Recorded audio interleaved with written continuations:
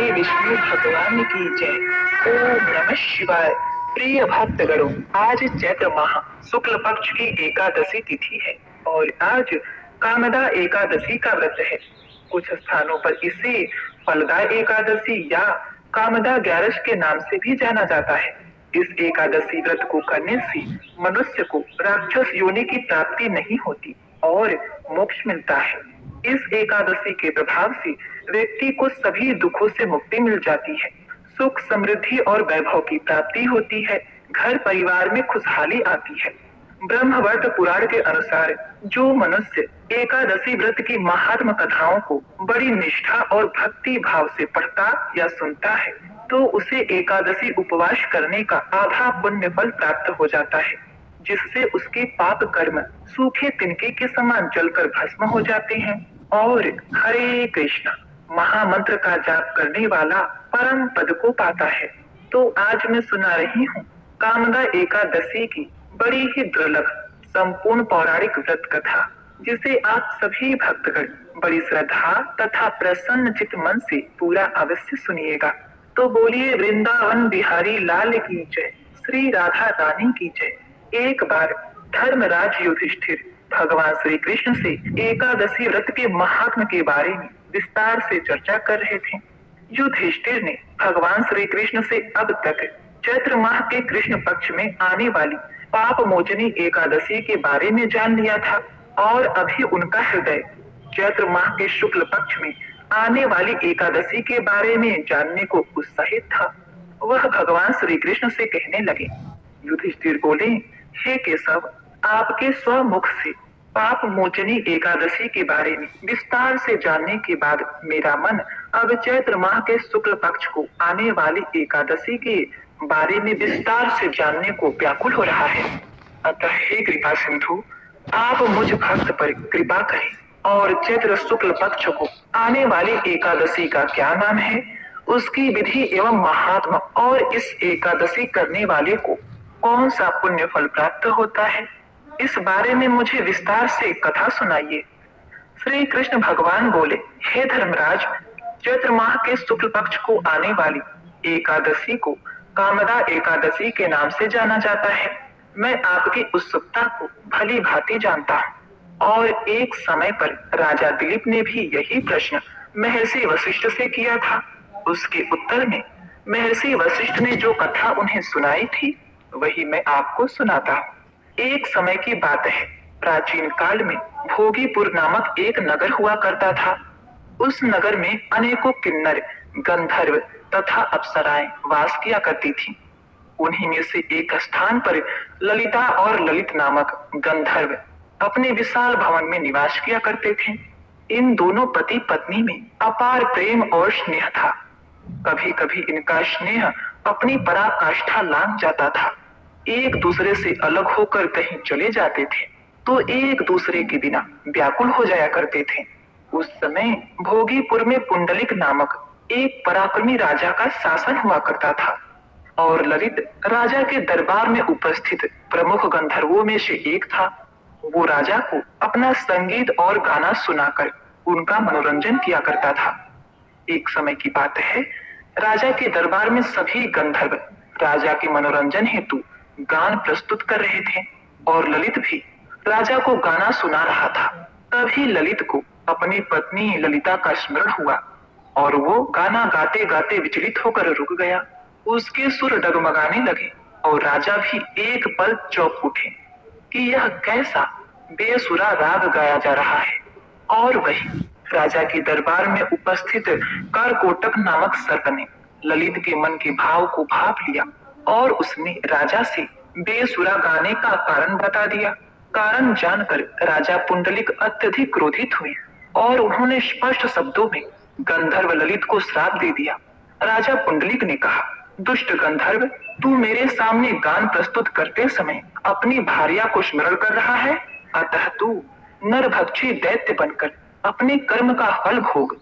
राजा पुंडरीक के श्राप से गंधर्व ललित उसी क्षण विशाल काय दैत्य में परिवर्तित हो गए। उनका मुख अति भयंकर, नेत्र सूर्य के समान लाल और उसके मुख से अग्नि की ज्वालाएं निकलने लगी। उसकी नासिका पर्वत की कंदराओं के समान विशाल हो गई और गर्दन पर्वत के समान लगने लगी। केस पर्वतों पर उगे वृक्षों के समान लगने लगे और भुजाएं अत्यंत विकराल और लंबी हो गई। देखा जाए तो उसका शरीर 8 योजन के विस्तार में फैल गया था। इस प्रकार दैत्य योनि में परिवर्तित होने पर उसे अपार कष्ट का भुगतान करना पड़ रहा था। उसकी पत्नी ललिता जब ये वृत्तांत पता चला तो वो अत्यंत ही दुखी होकर जमीन पर गिरकर मूर्छित हो गई। मूर्छा जाने पर वो अपने पति के बारे में सोचकर विलाप करने लगी और इस यातना से अपने स्वामी को कैसे निजात दिलाए उसका यत्न सोचने लगी। गंधर्व ललित दैत्य योनि में परिवर्तित होने पर अपार दुख को सहते हुए नगर से दूर घने वन में चले गए। अपने स्वामी के विरह में भार्या ललिता भी उसके पीछे पीछे वन में जाने लगी।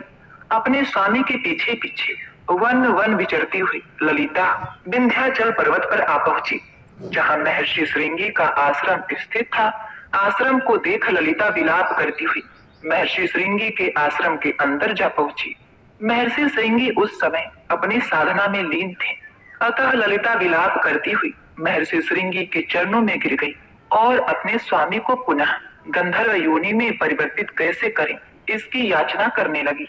ललिता की याचना सुनकर महर्षि श्रृंगी अपने साधना से बाहर आ गए और ललिता को अपने चरणों में गिरा हुआ देखकर कहने लगे।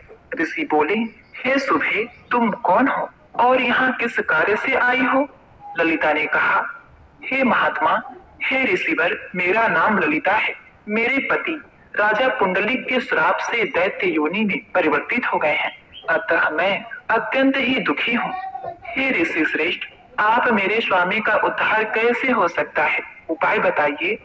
ललिता की दीनवाणी सुनकर महर्षि श्रृंगी बोले, हे गंधर्व कन्या, अब चैत्र माह के शुक्ल पक्ष में आने वाली एकादशी आ रही है। इसे कामदा एकादशी भी कहते हैं। पुत्री, यह एकादशी सर्व पाप नाशनी है और इसका व्रत करने से सभी कार्य सिद्ध होते हैं। अतः तुम भी अपने स्वामी की मुक्ति के लिए यह व्रत करो और व्रत समाप्ति पर इस व्रत से प्राप्त हुआ पुण्य फल अपने स्वामी को अर्पित करो। इस व्रत के पुण्य फल के प्रभाव से निश्चित रूप से तुम्हारे पति को दैत्य योनि से मुक्ति मिल जाएगी और पुंडली का श्राप भी शांत हो जाएगा। महर्षि श्रृंगी के परामर्श से ललिता ने अपने स्वामी के उद्धार के लिए कामदा एकादशी का व्रत रखा।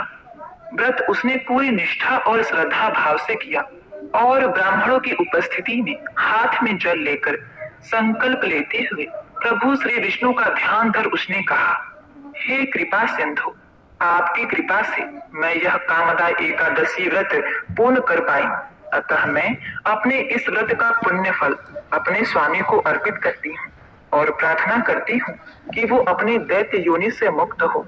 व्रत के पुण्य फल को अर्पित करते ही वह ललित अपने दैत्य योनि त्याग कर पुनः गंधर्व योनि में परिवर्तित हो गए। पुनः सुंदर वस्त्राभूषण से सुसज्जित हो भार्या ललिता के साथ विहार करने लगे, अतः स्वर्गलोक में चले गए। इस प्रकार कथा का समापन करते हुए वशिष्ठ मुनि ने कहा, हे राजन, यह एकादशी का व्रत समस्त पापों को हर लेने वाला है। इस व्रत को पूरे विधि विधान से पूर्ण करने पर दैत्य, दानव, राक्षस आदि योनि में अपने पाप भुगत रहे प्राणियों को मुक्ति मिल जाती है। पूरे संसार में इसकी बराबरी करने वाला कोई दूसरा व्रत नहीं है। इस व्रत कथा के पठन या श्रवण मात्र से वाजपेय यज्ञ का फल प्राप्त होता है, अतः हर प्राणी को इस व्रत कथा को संपूर्ण अवश्य ही सुनना चाहिए। इस कथा को सुनने के पश्चात जो व्यक्ति तुलसी के महिमा या बखानों को नहीं सुनता तो यह व्रत कथा अपूर्ण होती है, अतः तुलसी के महिमा गान को अवश्य ही श्रवण करें। तो प्रिय भक्तों, अब आप सुनेंगे माता तुलसी की कथा। इसको सुनने के बाद ही एकादशी व्रत कथा संपूर्ण मानी जाती है। किसी समय एक कुटुंब में ननद तथा भाभी साथ साथ रहती थी। ननद का विवाह अभी नहीं हुआ था। वह तुलसी के पौधे की बहुत सेवा करती थी, लेकिन उसकी भाभी को यह सब बिल्कुल भी पसंद नहीं था। जब कभी उसकी भाभी को अत्यधिक क्रोध आता, तब वह उसे ताना देते हुए कहती कि जब तुम्हारा विवाह होगा तो मैं तुलसी ही बारातियों को खाने को दूंगी और तुम्हारे दहेज में भी तुलसी दूंगी। अब कुछ समय बीत जाने पर ननद का विवाह पक्का हुआ। विवाह के दिन भाभी ने अपनी कथनी अनुसार बारातियों के सामने तुलसी का गमला फोड़ दिया और खाने के लिए कहा। तुलसी माता की कृपा से वह फूटा हुआ गमला अनेकों स्वादिष्ट पकवानों में बदल गया। भाभी ने गहनों के नाम पर अपनी ननद को तुलसी की मंजरी से बने गहने पहना दिए। वह सब भी सुंदर सोने जवाहरात में बदल गए। भाभी ने वस्त्रों के स्थान पर तुलसी का जनेऊ रख दिया। वह रेशमी तथा सुंदर वस्त्रों में बदल गया। ननद की ससुराल में उसके दहेज की बहुत प्रशंसा की गई। यह बात भाभी के कानों तक भी पहुंची। उसे बहुत आश्चर्य हुआ। उसे अब तुलसी माता की पूजा का महत्व समझ में आया। और इधर भाभी की एक लड़की थी। वह अपनी लड़की से कहने लगी, तू भी तुलसी की सेवा किया करो, तुझे भी बुआ की तरह फल मिलेगा। वह जबरदस्ती अपनी लड़की से सेवा करने को कहती, लेकिन लड़की का मन तुलसी सेवा में नहीं लगता था। लड़की के बड़ी होने पर उसके विवाह का समय आता है। तब भाभी सोचती है, जैसा व्यवहार मैंने अपनी ननद के साथ किया था वैसा ही मैं अपने लड़की के साथ भी करती हूँ, तो यह भी गहनों से लद जाएगी और बारातियों के खाने में पकवान मिलेंगे। ससुराल में इसे भी बहुत इज्जत मिलेगी। यह सोचकर वह बारातियों के सामने तुलसी का गमला फोड़ देती है, लेकिन इस बार गमले का मिट्टी मिट्टी ही रहता है। तुलसी तथा पत्ते भी अपने रूप में ही रहते हैं। जनेऊ भी अपना रूप नहीं बदलता है। सभी लोगों तथा बारातियों द्वारा भाभी की बुराई की जाती है। लड़की के ससुराल वाले भी लड़के की बुराई करते हैं। इसके बाद वह भाभी कभी भी अपनी ननद को नहीं बुलाती थी। भाई ने सोचा, चलो मैं बहन से मिलकर आता हूँ। उसने अपनी पत्नी से कहा और कुछ उपहार बहन के लिए ले जाने की बात कही। भाभी ने गुस्से में थैले में ज्वार भर कर कहा कि और कुछ नहीं है, तुम यही ले जाओ। वह दुखी मन से बहन के पास चल दिया। वह सोचता रहा कि कौन भाई अपने बहन के घर ऐसे जाता है। यह सोचकर वह गौशाला के पास रुका और ज्वार का थैला गाय के सामने पलट दिया। तभी उस गाय के मालिक ने कहा कि आप गाय के सामने हीरे मोती तथा सोना क्यों डाल रहे हो। अब उस भाई ने सारी बात उससे बताई और धन लेकर खुशी खुशी अपनी बहन के घर की ओर चल दिया। दोनों भाई बहन एक दूसरे को देखकर अत्यधिक प्रसन्न हुए।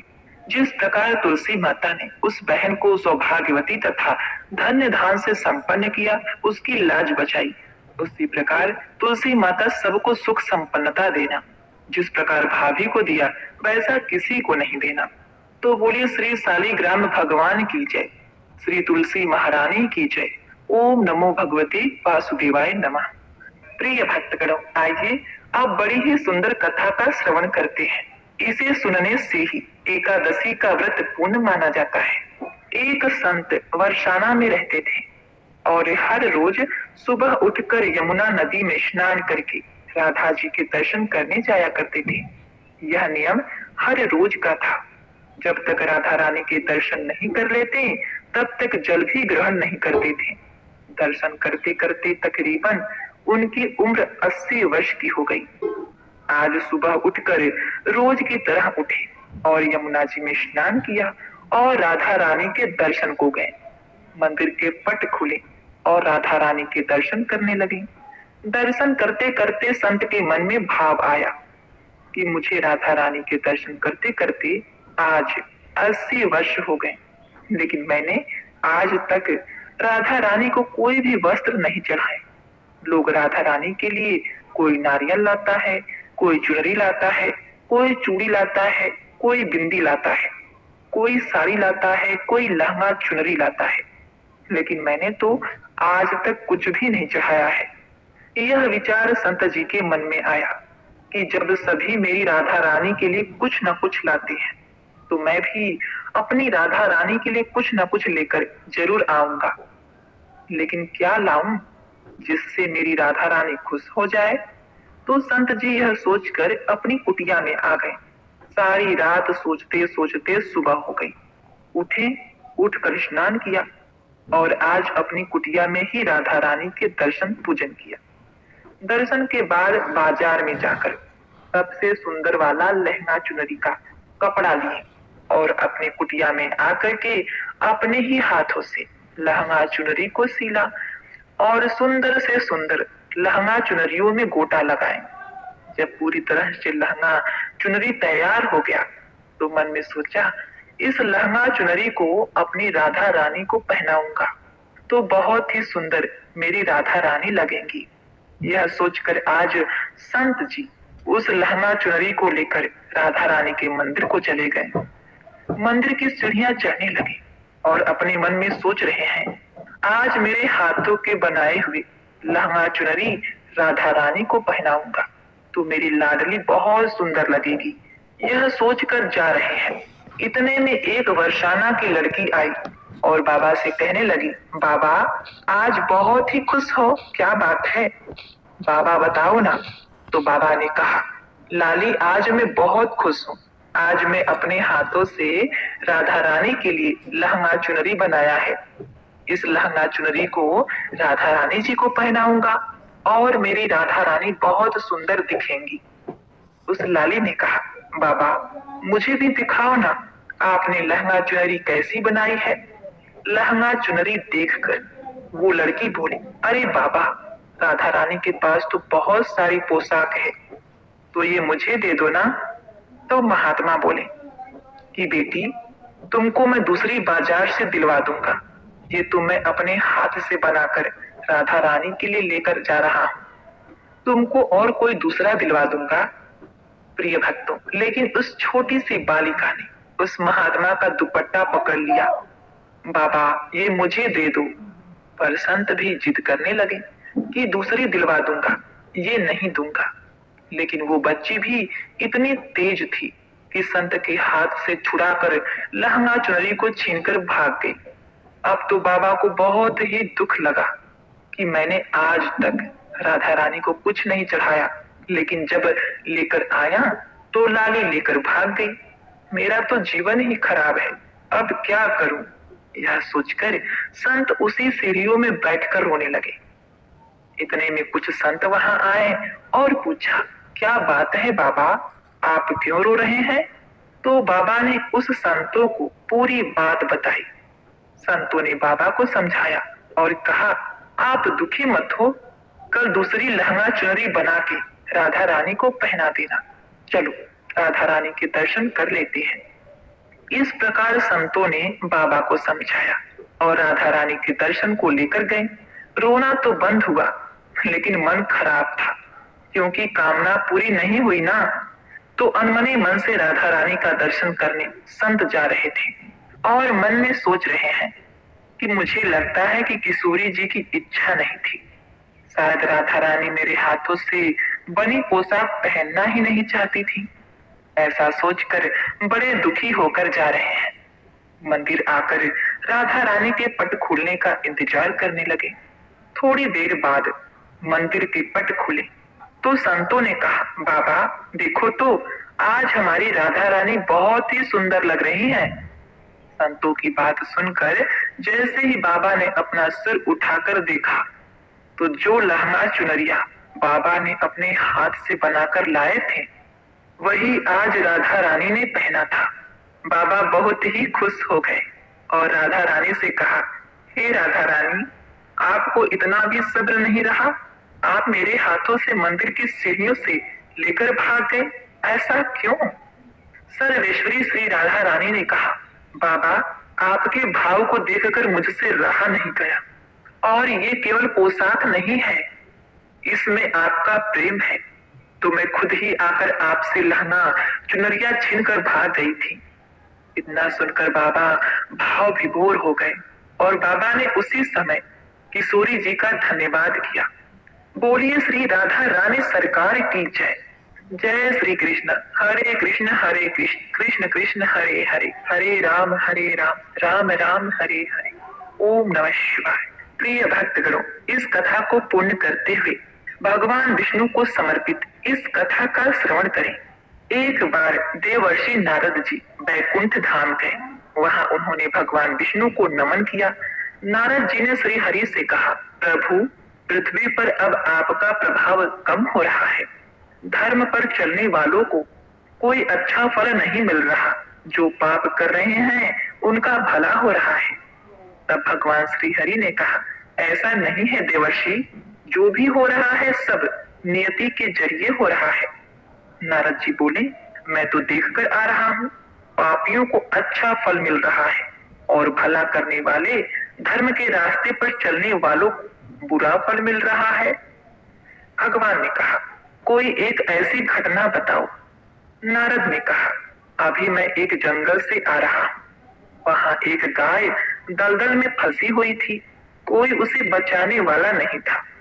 तभी एक चोर उधर से गुजरा, गाय को फंसा हुआ देखकर भी वह नहीं रुका, वह उस पर पैर रखकर दलदल लांघ कर निकल गया। आगे जाकर चोर को सोने की मोहरे से भरी एक थैली मिली। हे प्रभु, थोड़ी देर बाद वहां से एक वृद्ध साधु गुजरा, उसने उस गाय को बचाने की कोशिश की, पूरे शरीर का जोर लगाकर उस गाय को बचा लिया, लेकिन मैंने देखा कि गाय को दलदल से निकालने के बाद वह साधु आगे गया तो एक गड्ढे में गिर गया। प्रभु बताइए, यह कौन सा न्याय है? नारद जी की बात सुनने के बाद प्रभु बोले, यह सही ही हुआ। जो चोर गाय पर पैर रखकर भाग गया था, उसकी किस्मत में तो एक खजाना था, लेकिन उसके एक पाप के कारण उसे केवल कुछ मोहरे ही मिली। वही उस साधु को गड्ढे में इसलिए गिरना पड़ा क्योंकि उसके भाग्य में मृत्यु लिखी थी, लेकिन गाय के बचाने के कारण उसके पुण्य बढ़ गए और उसकी मृत्यु एक छोटी सी चोट में बदल गई। इंसान के कर्म से उनका भाग्य तय होता है। तो हे नारद, मनुष्य को कर्म करते रहना चाहिए, क्योंकि कर्म से भाग्य बदला जा सकता है। तो एक बार प्रेम से बोली, ओम नमो भगवते वासुदेवाय नमः। हरे कृष्ण, पार्वती पते हर हर महादेव। प्रिय भक्तगणों, इस कथा को समाप्त करते हुए आइए अब श्रवण करते हैं एकादशी माता की आरती। ओम जय एकादशी माता, मैया जय एकादशी माता। विष्णु पूजा व्रत को था जड़ कर, शक्ति मुक्ति पाता।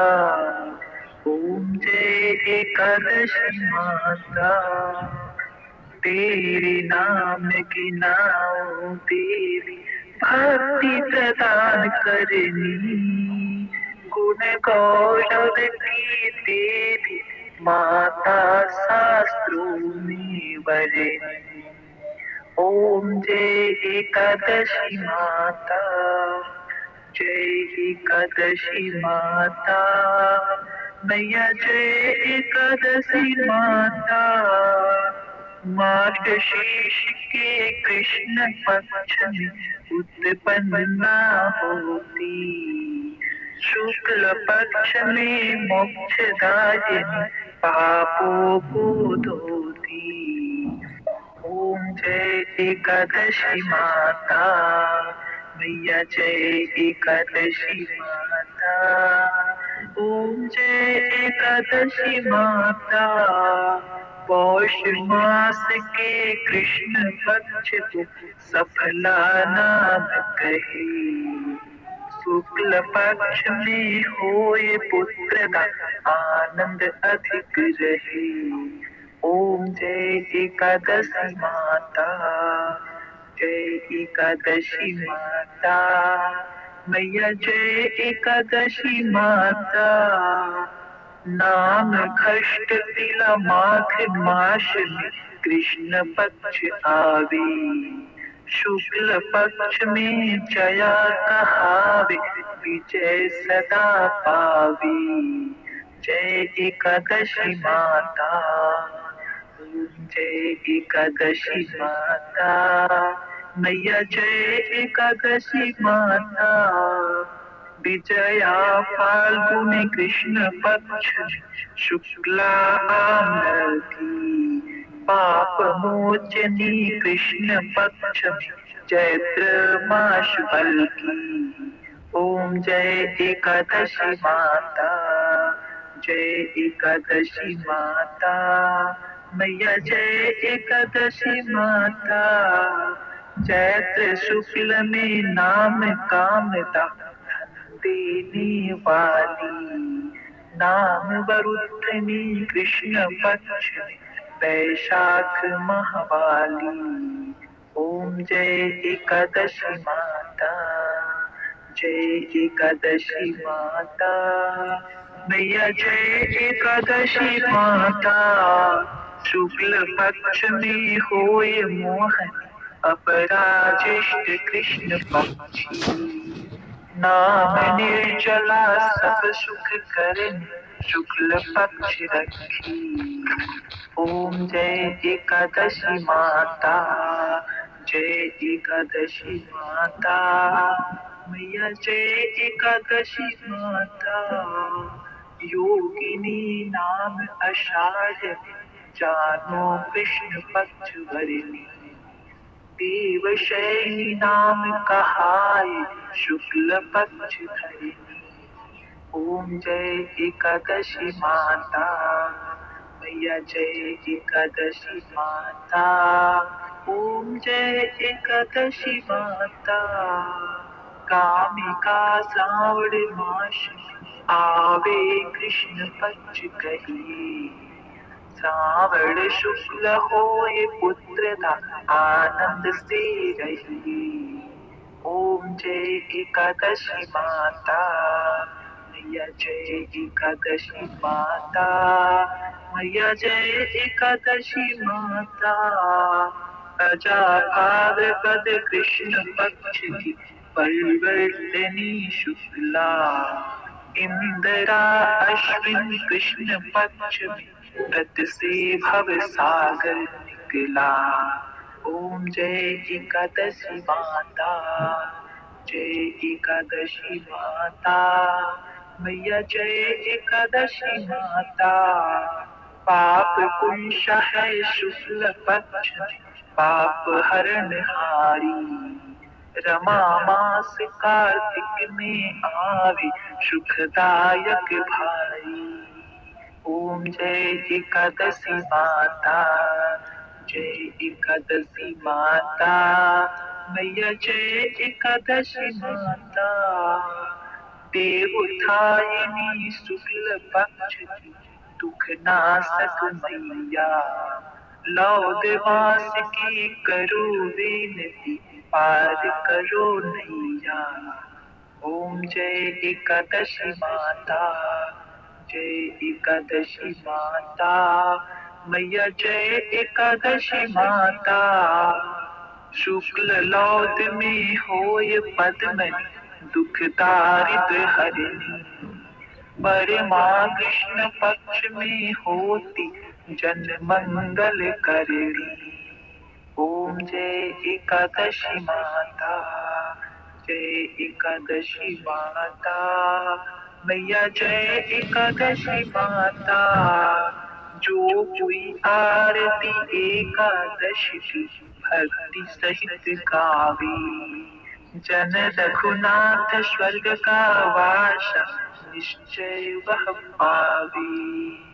जय एकादशी माता, ओम जय एकादशी माता, मैया जय एकादशी माता। एक बार प्रेम से बोली जय श्री कृष्ण। लक्ष्मी मात की जय, जय विष्णु भगवान। ओम नमः शिवाय। प्रिय भक्तगणों, उम्मीद करती हूँ आज की यह एकादशी व्रत कथा तथा आरती आपको बेहद ही पसंद आई होगी। अगर आपको हमारी यह कथा पसंद आई है तो आप हमारे चैनल को सब्सक्राइब, वीडियो को लाइक और कमेंट में जय श्री कृष्ण, जय माता लक्ष्मी अवश्य लिखिएगा। आपका जीवन मंगलमय और खुशियों से परिपूर्ण रहे, इस कामना के साथ आपसे विदा लेते हैं। मिलते हैं नेक्स्ट वीडियो में। तब तक के लिए नमस्कार।